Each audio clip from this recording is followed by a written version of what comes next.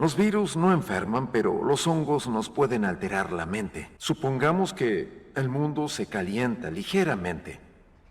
Entonces sí, tendría un motivo para evolucionar. Un solo gen que mute y el ascomiceto, la cándida, el cornezuelo, el cordyceps, el aspergillus, cualquiera de ellos podría volverse capaz de invadir nuestro cerebro y controlar no solo a millones de personas, a miles de millones. Todas marionetas con la mente envenenada, permanentemente enfocadas en un único objetivo: propagarse e infectar a todo ser humano que quede con vida, a como dé lugar. Todo comienza un 24 de septiembre del 2003 en Yakarta, Indonesia, donde el gobierno de este país reúne a un par de profesionales biólogos y a una importante micóloga con el fin de mostrarles y obtener su opinión acerca de lo que parecía ser una nueva cepa de un hongo ya existente, hongo llamado Cordyceps. Un hongo parasitario que tiene como única meta expandirse, infectando a organismos pequeños como hormigas y convirtiéndolas básicamente en zombies, infectando su cerebro y eventualmente haciéndoles perder control de sus propias acciones. Hongo que estaba conforme utilizando organismos pequeños para su supervivencia, hasta que, debido al calentamiento global entre otras cosas, este se vio obligado a evolucionar para no solo infectar a insectos pequeños, sino a humanos.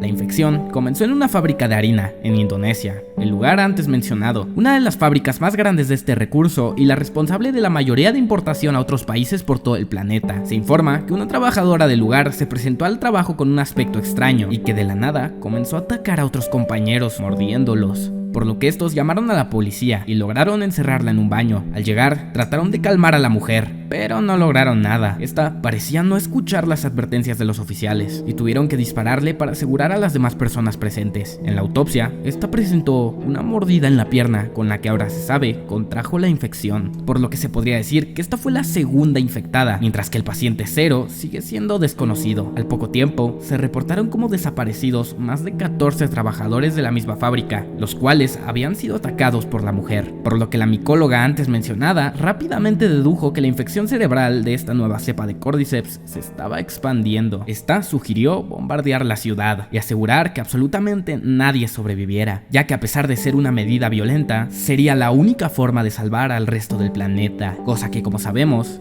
no ocurrió. El gobierno negó esta petición y a los pocos días o semanas, la infección ya estaba presente en gran parte de la población de Indonesia, acontecimiento que generó muchos disturbios, los cuales llegaron a oído de todo el planeta, y es esto lo que se puede escuchar en la radio del primer episodio de The Last of Us.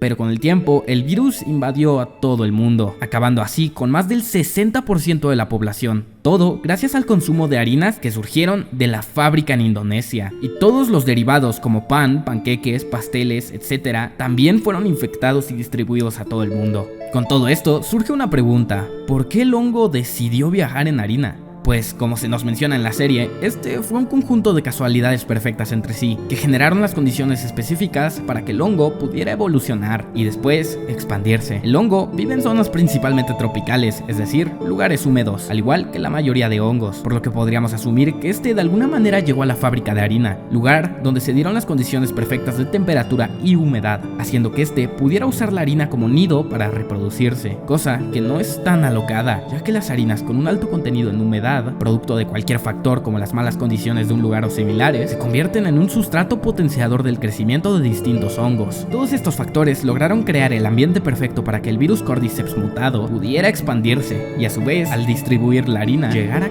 cada rincón del mundo. En el primer capítulo podremos notar que Joel y Sarah no se infectan porque da la casualidad justa de que no consumen harina durante todo el día. Entre otras cosas, a Joel se le olvida comprar harina de hot cakes, por lo que no desayunan eso. Y a su vez, se le olvida comprar un pastel de cumpleaños. Y cuando los vecinos le invitan galletas a Sarah, esta menciona que comerá después, pero sin cumplir su promesa. Al poco tiempo de esto, podremos ver a la primera transformación de la serie, que es la anciana vecina de Joel y Sarah, quien se infectó al comer las galletas que anteriormente mencionaron. El hongo tiene una gran capacidad adaptativa y es casi indestructible, entre otras cosas por su mente colmena. A diferencia de otros zombies o similares de distintas franquicias que funcionan individualmente, el virus Cordyceps tiene la capacidad de comunicarse entre sí. Es decir, si una persona pisa un hongo en cualquier lugar, todos los infectados a cientos de kilómetros de distancia sabrán que esto ocurrió e irán para contagiarlo. De la misma forma, si un infectado te ve, todos los demás sabrán tu ubicación, por lo que el virus no solo es difícil de erradicar o combatir, sino que se vuelve casi totalmente indestructible, porque para acabar con la infección tendrías que acabar con cada hongo, espora, infectado o resto del Cordyceps en todo el planeta. A su vez, la infección evoluciona una vez implantada en el huésped, dividiéndose así en un par de etapas, las cuales te presentaré ahora. Primera etapa, 2 días de infección. A tan solo 2 días, el hongo comienza a atacar el cerebro, en el camino dañando los conductos oculares y creando así a los llamados runners, infectados que mantienen aspecto humano y se caracterizan por ser rápidos, violentos e impulsivos, pero teniendo como debilidad una muy mala visión debido al hongo, el cual, como ya dije, como primera fase daña los conductos oculares, estos teniendo 2 actitudes, la pasiva y la agresiva, siendo la pasiva una especie de hibernación en la cual se mantienen de pie con la cabeza hacia abajo, y la agresiva en la cual perseguirán violentamente a cualquier humano o sobreviviente cerca, con el único fin de infectarlo.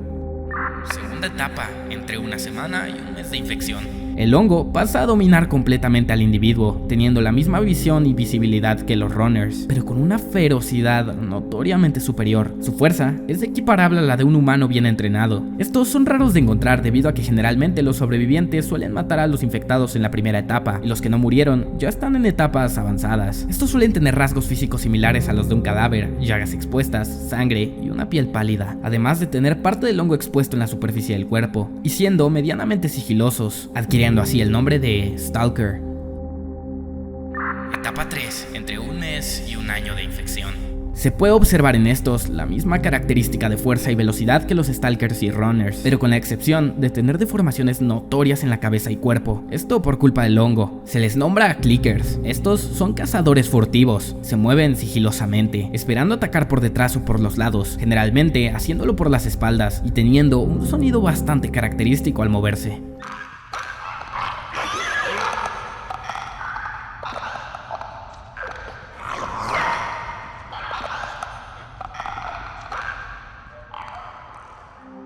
Etapa 4, entre 1.5 y 2 años de infección.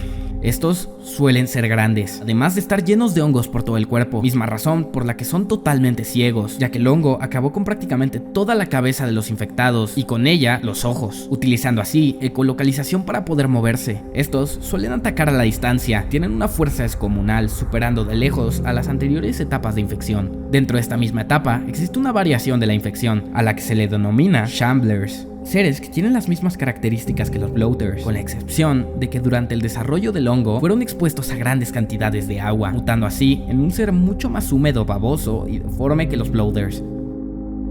Etapa desconocida, más de 20 años de infección. Otra variación de la que se tiene registro es la llamada Rat King, una anomalía creada por el Cordyceps, en la cual une los cuerpos de infectados, tanto floaters como bloaters y ratas, logrando una masa deforme compuesta por los anteriores. Se cree que esta es la mutación más fuerte de todas las registradas, ya que no solo puede soportar grandes cantidades de daño bruto, sino que su fuerza es totalmente descomunal, manteniendo conductas de roedor por las ratas, pero siendo casi 5 veces más grande que un humano promedio, y siendo también la etapa más desconocida de todas, ya que no se tiene un registro exacto de su evolución, ni de cómo concretamente se unieron múltiples organismos para formar uno solo. Y sin duda es algo que se cree podría evolucionar en algo mucho peor. Si el video te gustó, no olvides compartirlo, dejar tu me gusta o comentar. Te recomiendo seguirme en mi Twitch, donde hago prácticamente directo todos los días a partir de las 7 p.m. Y también te recomiendo seguirme en mi Twitter, donde a menudo hago encuestas acerca de los próximos videos del canal. Espero les haya gustado el contenido en este video, y sin nada más que decir, hasta luego.